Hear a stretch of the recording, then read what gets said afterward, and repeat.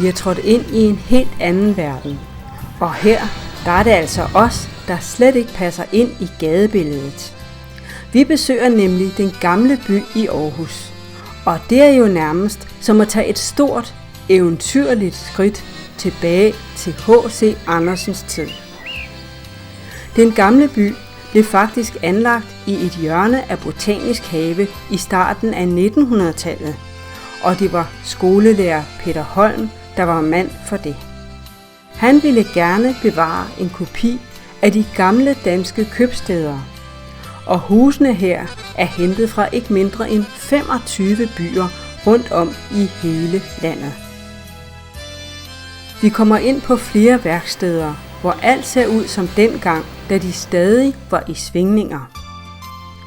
Cyklen blev først hver mands eje i 1920'erne, men på den tid var Væltepeter allerede ude af billedet.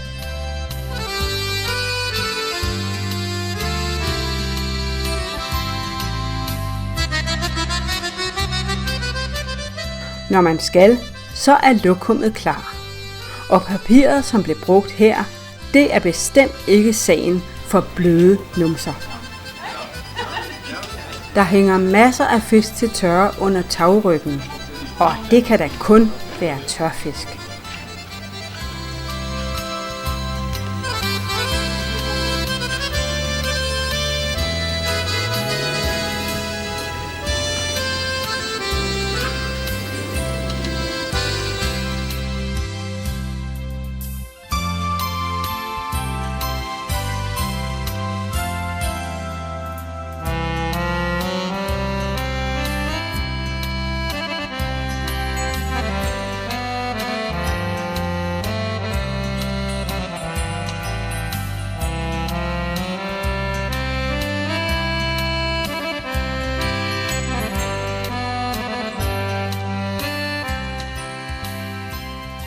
På dette værksted laver man reb, og det i mange størrelser og tykkelser.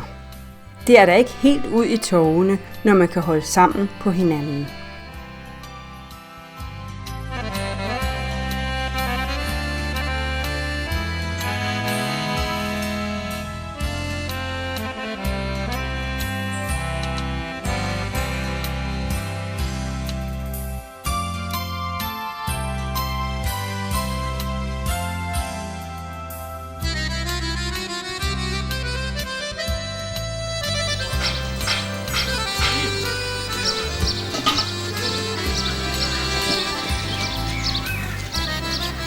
Apoteket har medicin til så at sige alle sygdomme, og selv lugten af medicin overrasker næseborene.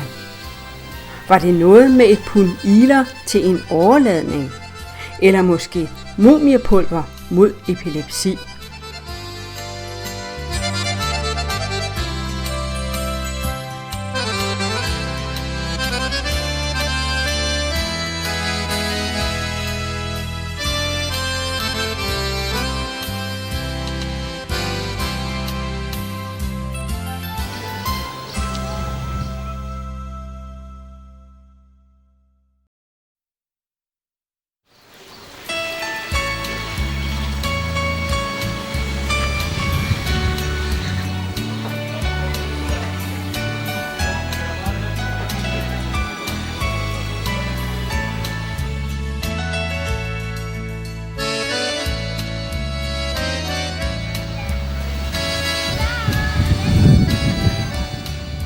Dårligt gående er også velkomne her. De kan nemlig vælge at blive kørt rundt i hele byen med hestevogn. Og mon ikke, de føler sig bare lidt kongelige.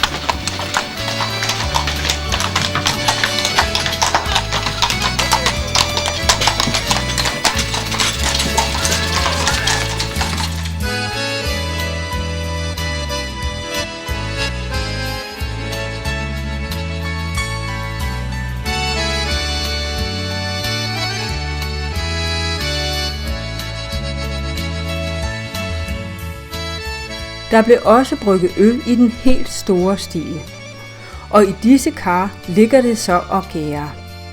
Man drak kun øl til måltiderne, og det var simpelthen fordi vandet var forurenet og totalt udrikkeligt.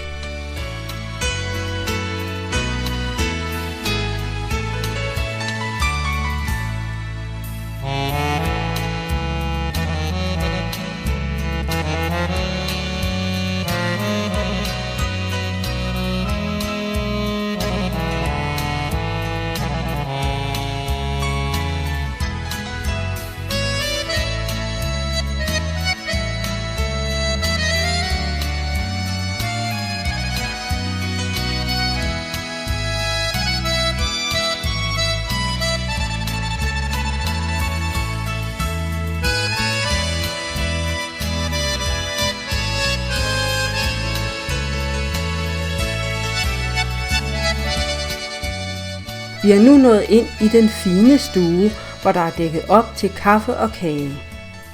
De finere folk havde naturligvis klaver, som måske slet ikke blev brugt til andet end pynt.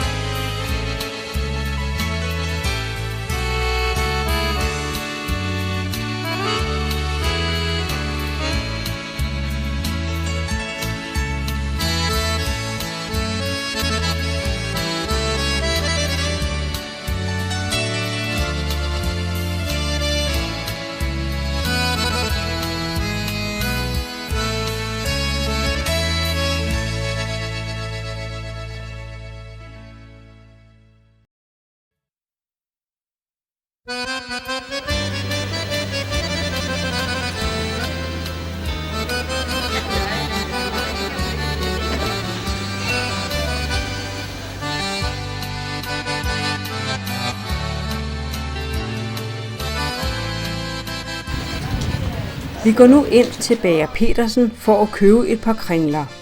Og her sælges der også brød i mange former, brunkager og andre lækkerier, lige til at sætte tænderne i. Bagerjomfruen ruller sig ud med al sin charme, og måske sælger hun lidt mere brød.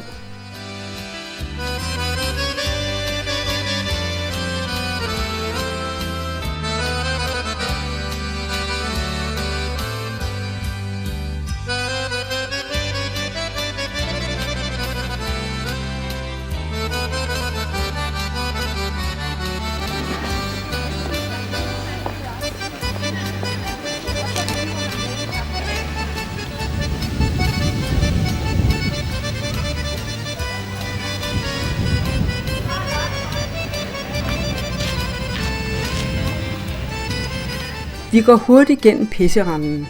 Det sørger den syrlige duft simpelthen for.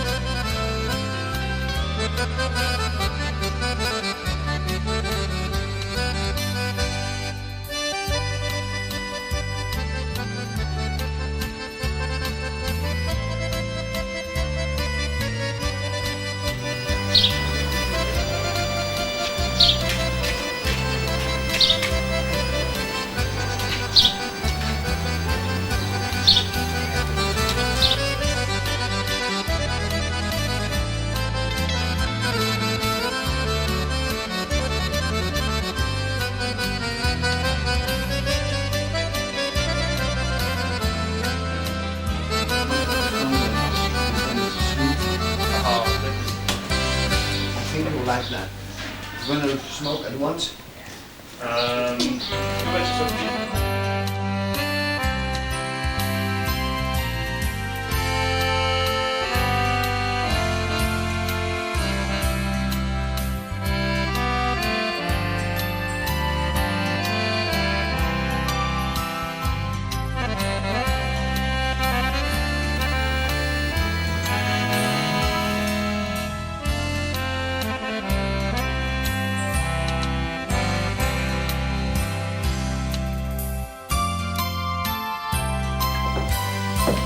Nå, Frederik. Ja, så må du sidde herovre. Det må jeg komme på måske. Nej. Det er oppe bag ved... Ved musik, der hvor...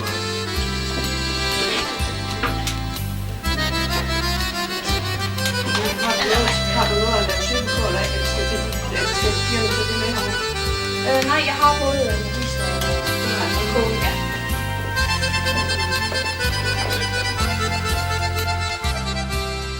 Det er nu rigtig sjovt, sådan at komme tilbage til den tid, hvor vores H.C. Andersen foldede sig ud.